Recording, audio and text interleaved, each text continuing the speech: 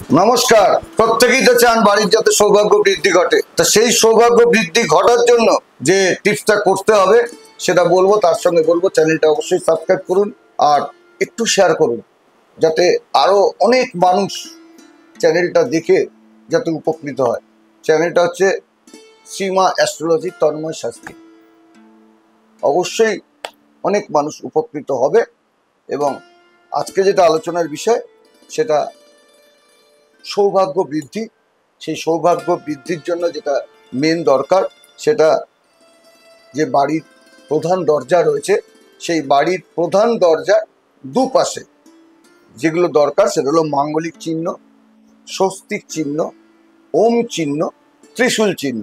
এইটা বা এই চিহ্নের যে ছবি, এই ছবিটা তোমরা তোমাদের বাড়ির মেন যে গেট, সেই গেটের দুপাশে তোমরা লাগাও।